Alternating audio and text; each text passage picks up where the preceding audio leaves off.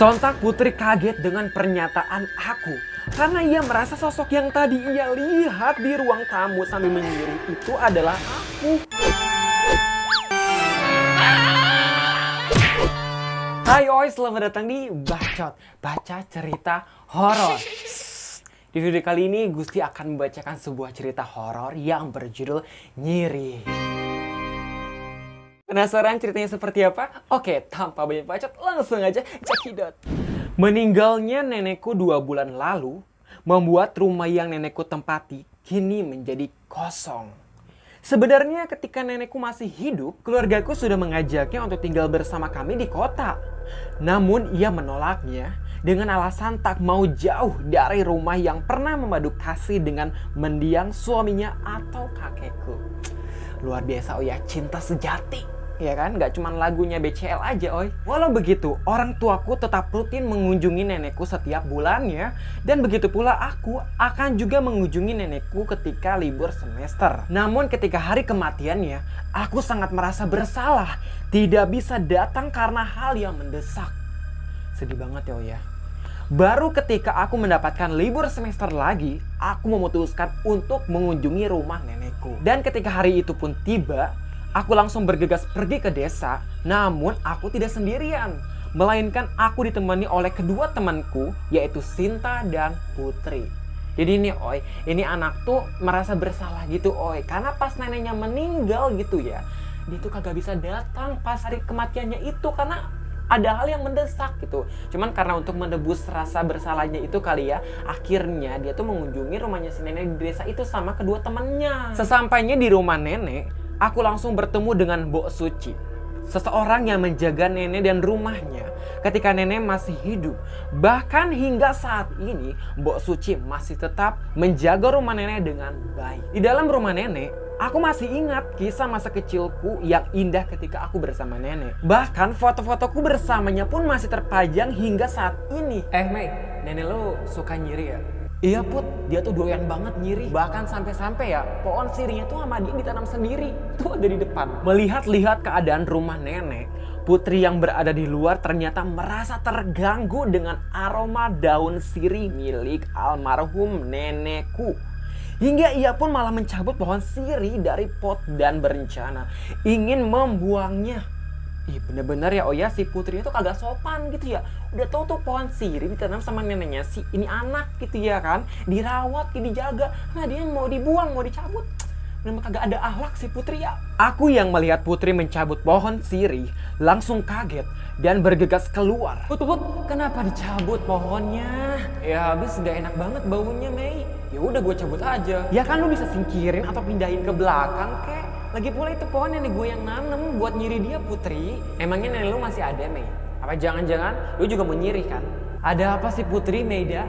Ribut-ribut aja kerjaannya, sampai pusing tau gak pala gue nih. Gak sih Sin, cuma perkara pohon sirih aja. Ya udah Put, buang aja tuh pohonnya, sekalian sama potnya dibuang juga.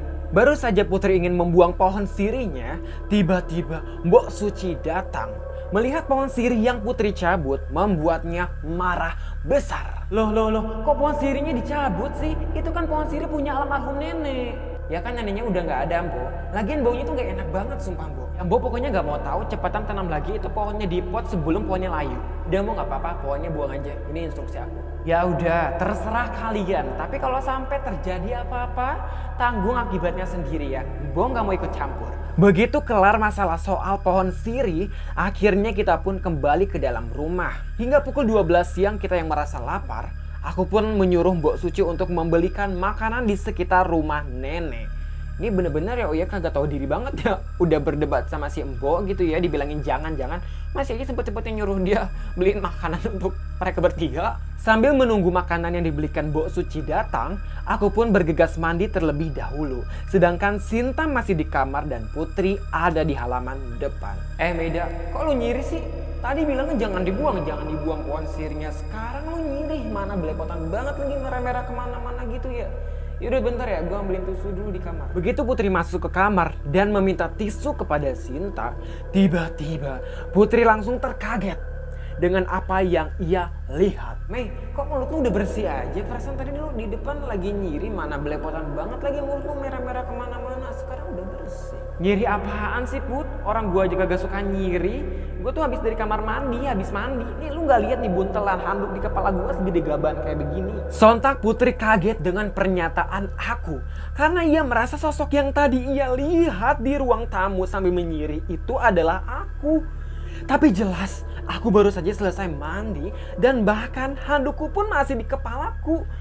Jadi nih si Putri itu ngira kalau misalkan orang yang tadi nyiri yang ia lihat yang belepotan itu mulutnya merah-merah karena nyiri gitu ya kemana-mana, dikira itu tuh si Meida gitu ya. Tapi ternyata si Meida tuh habis dari kamar mandi, habis mandi. Karena masih tidak percaya dengan apa yang dia lihat, Putri pun langsung menuju ruang tamu. Begitupun dengan aku dan Sinta. Namun apa yang kita lihat adalah tidak adanya siapa-siapa di ruang tamu. Lu ngigo kali Put. Jelas-jelas ini anak tuh baru keluar dari kamar mandi. Habis mandi Put. Lagi pula si Meida tuh kagak suka nyiri. Ya terus tadi siapa yang gua lihat di situ? Orang jelas-jelas mukanya tuh mirip banget sama si Meida sambil nyiri. Ya udah. Mungkin lu kecapean kali makanya jadi halusinasi kayak begitu. Gue juga sering banget tuh kecapean. Terus gue jadi halusinasi kayak ngeliat yang enggak gitu. Yaudah ya, mendingan sekarang kita makan. Mbak Suci udah datang. Begitu Mbak Suci datang, kita pun langsung makan bersama-sama di ruang makan. Hingga pukul 7 malam, Sinta teriak histeris karena melihat cairan seperti darah berada di atas meja makan. Oh my, si Sinta nih, ngeliat cairan kayak darah gitu, di atas meja makan. Kayak darah siapa gitu ya. Sontak itu membuat kita bertiga kaget. Pasalnya jika itu darah tikus atau hewan lainnya, bagaimana bisa hewan meninggalkan darahnya di atas meja tanpa ada bangkainya? Namun setelah kita amati, ternyata cairan itu berbau sirih. Dan aku yakin kalau cairan itu bukanlah darah, melainkan cairan merah yang sama persis ketika orang menyirih. Oh my, jadi nih itu darah, itu cairan merah yang menyerupai darah gitu ya. Ternyata itu bukan darah. Ternyata itu tuh cairan merah. Apa ya, kayak cairan merah kayak orang habis nyiri gitu. Kan suka merah-merah gitu ya. Nah itu tuh ada di atas meja.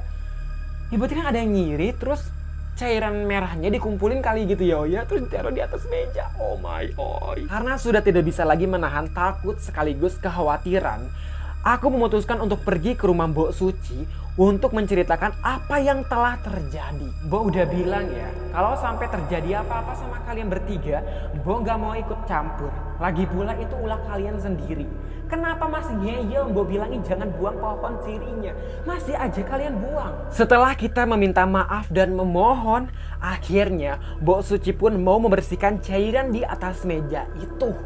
30 menit kemudian ketika semua sudah terasa baik-baik saja, kita bertiga pun langsung bergegas tidur. Hingga di pertengahan malam, aku terbangun dan melihat Putri merangkak keluar kamar dan duduk di meja makan sambil memakan daun sirih.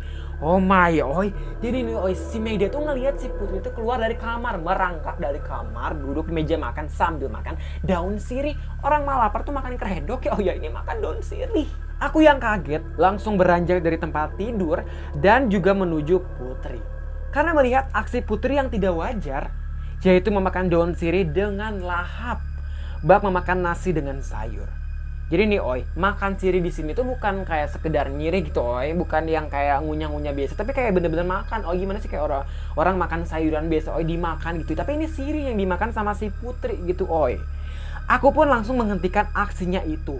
Namun yang terjadi, Putri malah terus memakan daun sirih yang entah dari mana bisa ada di atas meja. Put, lu sadar Put, lu ngapain makan daun sirih kayak begini? Sadar Put, sadar. Aku pun terus memegang tangan Putri untuk menghentikannya memakan daun sirih. Namun cara itu tidak membuatnya sadar. Hingga akhirnya aku dan Sinta bergegas pergi ke rumah Mbok Suci lagi untuk meminta bantuan atas apa yang terjadi dengan Putri di malam itu.